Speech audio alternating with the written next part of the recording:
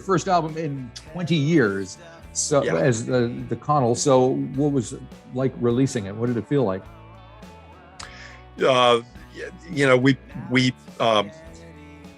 We faced it with some trepidation. I mean, anytime you're putting out a record, there's the concern, of course, that it's not going to be received well. So especially after 20 years, I mean, it's just what at one time might not have seemed as daunting, seemed pretty daunting this go round. Right. But it took so long to pull this thing together. It was over the course of 5 years that we finally got it all together and out for consumption. Now, did the band function at all as a live unit during that time, or were you doing other things? Yeah, no, we did. Although we only played half a dozen to a dozen shows a year on average over the course of these 20 years. It was pretty hit or miss. But yeah, we did. We never did completely throw in the towel. So you got to keep hanging in there. That's the way it works. That was sort of the mentality. As I've said, old habits die hard. So there you go. It's hard to give it up entirely. Sure. Well, why would you? So what was the circumstances regarding the making of this particular record? Was it sounds like it was done over a course of time. Yeah, I mean, the actual recording started in the summer of 2016, right? But the songs themselves had been coming together, over the course of over a longer period than that. I mean, as far back as 20 years in some cases. Man. I mean, it's one day you kind of look around and you realize that there are enough songs to justify trying to release an LP, whatever that used to mean, 11, 12 tunes, roughly 40 minutes of music. So well, I think you've waited out because it's coming back to being an LP mindset these days. So well done. Thanks. Yeah. 20 years is supposed to be about how long it takes for things to recycle. So it was not, there was no conscious thought on our part to do that. But it's really, I think it's very cool that LPs are making a comeback. Definitely. I love them. So what's the reaction been and the response been over the course of the past week for you, particularly as far as making this record? Yeah, the response has been positive. I mean, so the social media, response has been great, and that's primarily from old fans, people that have been with the band for years, who probably after 20 years had little to their expectations would have been pretty low, I'm guessing. Right. So I'm guessing ready to keep them right where you want them. Yeah, precisely. Yeah, that's always been our mentality, expectation management. Right. But the response has been good, and there've been some nice reviews. No total slags just yet, but I'm sure they're out there, and I just haven't seen them. Well, these days, everybody loves to slag everything, so I wouldn't take it personally. I'd be worried if you didn't. Yeah. Good point. Yeah. I mean, 20 years is a long time, and the music business has changed a lot, and music itself has changed, but it kind of, like you said, it does come around after 20 years anyway. So do you feel like you're part of anything, a community? I mean, there's the band itself, but then there's a wider kind of way of thinking about things. That's a great question. Early on, we were lumped in what was, I guess, referred to as the Southern pop renaissance. Right, kind of the Athens scene and all that stuff, yeah. Yeah, and even before that, some bands out of Winston-Salem, guys out of Winston-Salem. Well, before that, a big star out of Memphis, Tennessee. Right. Mitch Easter, all that stuff, yeah. Yeah, Mitch Easter, Peter Holzapfel, and Chris Stamey, and the DBs. Yep. And then Don Dixon. A lot of these guys ended up in Chapel Hill, North Carolina at the university. in the early 70s. And so no, it was even before Athens, but then Athens, of course, it blew it wide out. REM blew it wide open. Yeah. And showed that bands, essentially garage bands coming out of the South could justify their existence. And but yeah, it's hard, in the wake of REM to avoid the comparisons. Right. Yeah. Well, you did get compared at the time, I remember. So that. Yeah. And I was, I never saw that as an insult in any way, because I love REM so much. Sure. But the reality is, growing up, if it wasn't from England, I didn't have much interest in it. Right. So, and maybe some of the guys in REM were also influenced by a lot of British pop as well. Yep. There was some good stuff over there. My favorite band is Mott the Hoople, so there you go. Oh man, yeah. All the young dudes. Well, the album itself, but I wish I was your. There you go. The Mott album is the best. Does that start with All the Way from Memphis? Yep, and has I Wish I Was Your Mother on it. Yeah. Yeah. Those are the songs that start it and end it, right? Yeah. Yeah. It's a great record. Absolutely. But there you go. We digress. I could talk about Mott the Hoople all day, but I won't. So tell me about how you got this record together. I mean, like you say, it's kind of happened over the course of time, but getting the band together and working with people who did what kind of roles did they take when it all happened? So yeah, the current lineup of the band has been in place pretty much since about 2000. Two of the original band members had decided to move on in about 98 or 99. Right. So we replaced them. And so again, the lineup has been in place for a couple of decades. But again, we were playing it was pretty sporadic. That we would get out and play shows, but gradually these tunes were coming together. Right. And in the summer of 2016, we went to Winston-Salem, or a town close to Winston-Salem, with Mitch Easter, who had produced our second album, Boylan Heights, back in 1987. Yep. I think I have a 12-inch from it. Oh, cool. I was working at a radio station back then, so we got all these, promotional thingies. Yeah. So we went in with Mitch at the drive-in back in 87 and made that record. So we started out this time, July of 2016, we went to his studio now is called Fidelatorium. Right. And we did the basic tracks for 5 or 6 of the tunes on the record, walking away with at least the bass and the drums in place. And then, months and months went by before we found the time to pick back up with it. And by that point, we had decided that it would make sense to record closer to home. So we started with John Plymall at Overdub Lane in Durham. Right. And he ended up producing the record and doing the basic tracks and the recording otherwise for the 11 songs that are on the record.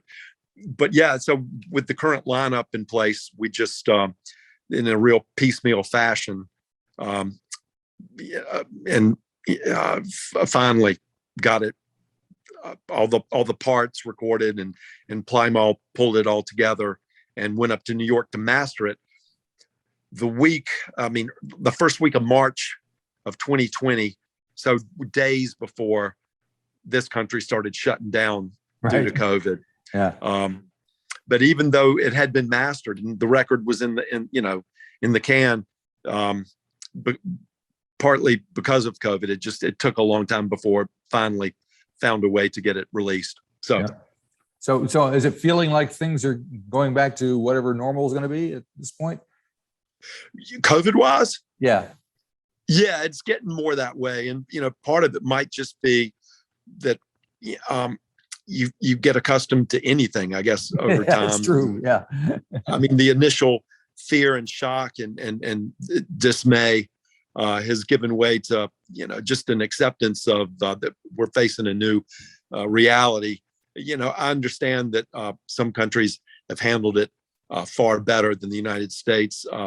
Say New Zealand, for instance. Although we're locked down right now, so there you go. Oh, really? Yeah, wow. because we were all free and clear for months and months and months while the rest of the world was locked down. But then when the variants came around, it snuck in. We had like a couple of cases, and we were like, we're not going to let this take over. So we just locked down. And so we're just kind of coming out of that now. You are coming out of it, though? Yeah. I mean, we haven't had any deaths at all from this variant, but we've had quite a few, cases, and we're trying to keep it from spreading all over the place. And it's a battle between, accepting the fact that it's a part of life or wiping it out, I think is where we're at the moment, trying to figure out if we do one or the other. I think that, the numbers speak for themselves. Yeah. And of course, getting people vaccinated is the key, but, every place has the problem with that. I just don't understand it. I don't either. And, I'm surrounded by, I need to keep my mouth shut, but yeah, it is perplexing to me that this has become politicized.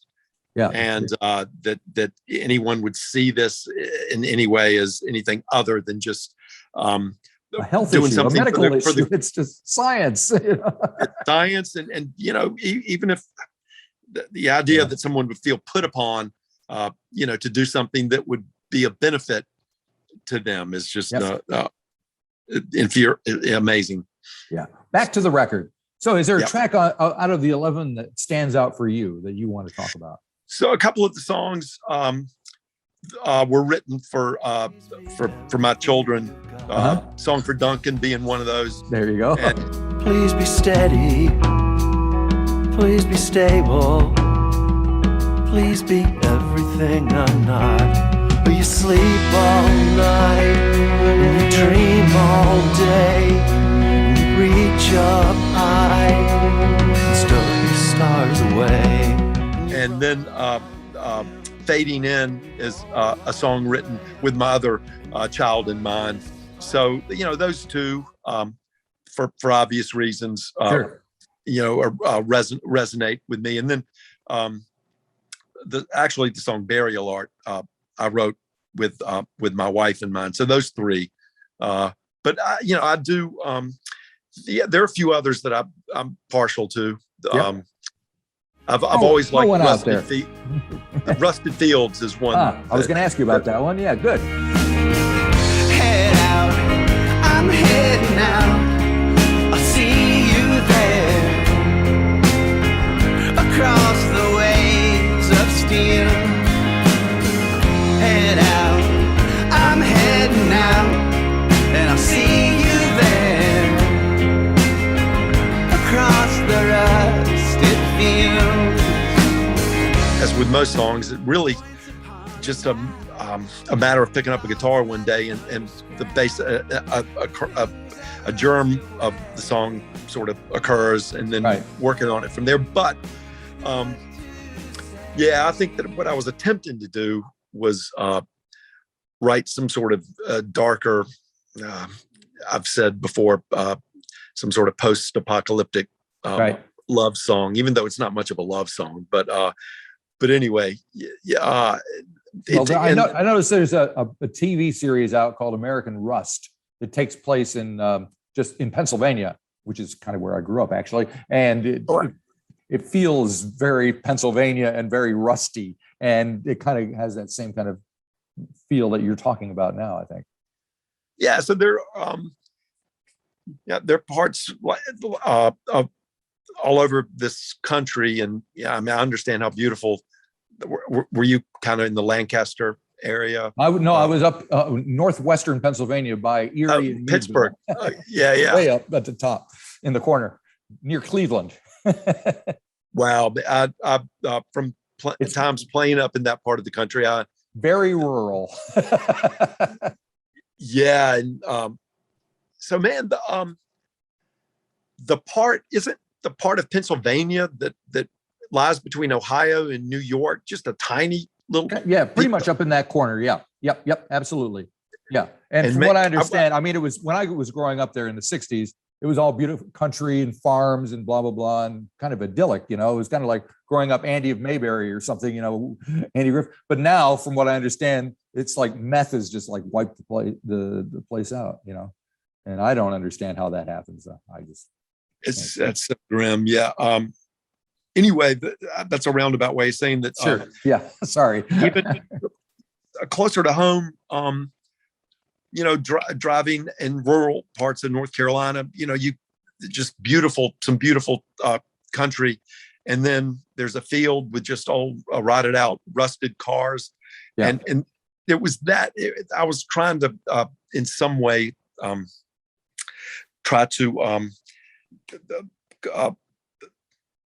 I don't even know what I'm trying to evoke images like that. Yeah. Yeah. And radioactive fills. There is a nuclear power plant, 20, 30 miles from here, in an otherwise beautiful part of the state. And so that was a reference to that. Yep. And that's another thing. I mean, in Buffalo, there's a place called Love Canal, which oh my gosh, I was there once, and it's very depressing. Oh my God. Yeah. But then the whole the Southern. I was trying to say something about whatever being Southern. Yeah. United States Southern. Is it a Southern thing? Do you think that is kind of part of all that? In that one particular song, I think so. Yeah. Yep. I mean, I don't think anyone would accuse us of doing a great job of capturing the spirit of the American South. And part of that might be, the fact that I'm an Anglophile, and again, right. Musical influences I think were from Britain. Yeah. But yeah, with that song, I think I was aiming for something along those lines. The line you still claim that you're going to name our new Southern man, which I guess the old Southern man would be Neil Young's Southern man, right? But yep. Well, you know what Leonard Skinner said. Yeah, I'm well aware. So I grew up in Macon, Georgia.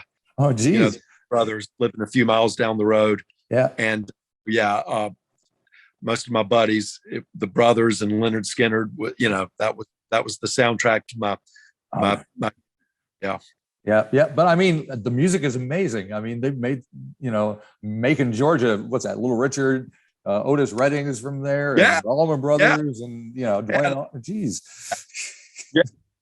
Yeah. You pegged it. Yeah. And so Phil Walden was a student at Mercer University, and finagled his way into managing Otis Redding. Right. And then, of course, in '67, Otis died up in Wisconsin. And based on Otis's success, Phil Walden was able to start his own label, Capricorn Records, right, and pulled those guys in the Allman Brothers up from North Florida. Yep. And yes, and yeah. So I was living in Macon in the early '70s. I mean, I finished high school in ’77, but I was well aware of them, and because they weren't British, I appreciated they were pretty phenomenal. I know what you mean. But I didn't. It's not what I wanted to listen to. But that's a long way between Leonard Skinner and David Bowie at that point. Let's face it. Right. That's it. That's it's exactly right. But now, of course, I fully appreciate just how amazing the Allman Brothers were, and the shadow that they cast. Very good. Well, that's a roundabout way of talking about your record, isn't it? Yeah. But thank you for sharing that, because I mean, this is important stuff, and America has a huge influence musically and culturally on the rest of the world. People need to understand where all this stuff is coming from and where it's going. So it's worth talking about. Anyway, yeah. So I would be remiss not to mention that half the guys in REM went up to Athens from Macon. Right. Mike Mills, Barry. So another couple of Macon guys. Yeah. Right. Yeah. Yeah. Very good. Very good. So what are you going to do next? What's the plan? You got the record out. We're gonna play some live shows. Cool. We were to have played in Brooklyn last night, but we decided to combine that with the show in Philadelphia and push it back until January. Speaking of Georgia, we got down a couple of weekends ago to Athens and Atlanta for shows. We played in Nashville a few weeks ago, in Durham. We got in North Carolina, and we have up in Chapel Hill and in Raleigh, the hometown. So that's going to round out this year. So in terms of playing live, that's the extent of any promotion that we would do. I mean, Are you having fun playing? Do you enjoy playing still? If a show's going well, it doesn't get much better than that. If a show's going so well, it doesn't get much worse than that. So, but shows have been that we've been well received, and it's really gratifying that people would still come out. The promoters would still have us, take a chance on us. Yeah. But yeah, it's so far so good. Excellent. Well, let's end this on a high note then, since we went the whole hog on this one. Well, thanks for sharing all that stuff with me. It's nice, and I hope everything does well. Come down here if you get a chance, because we'd love to see you. There's a lot of music down here as well. So yeah. I'm aware of a lot of out of Australia and New Zealand. Yeah. So yeah. Very good. Well, thank you. Have a great day. Are the Chills from New Zealand? Or yes, they are. Okay, there you go. Yeah. Just saw them. Wow. How was that? It was fantastic. It was Flying Nun had a 40th anniversary party, and like the Chills and the Bats and Straight Jacket Fits and all those bands were there. It's fantastic. That's and awesome. You see him walking around the street. I mean, Neil Finn's studio is literally across the street from me. I see him walking most days. Oh my gosh. Yeah. So that's, I knew Split Ends was from New Zealand. Yeah. Oh yeah. Definitely. Unbelievable. Yep. Have a great day. Thank you very much for all that. Yes, sir. Thank you very much. We'll see you. Take care. Bye-bye.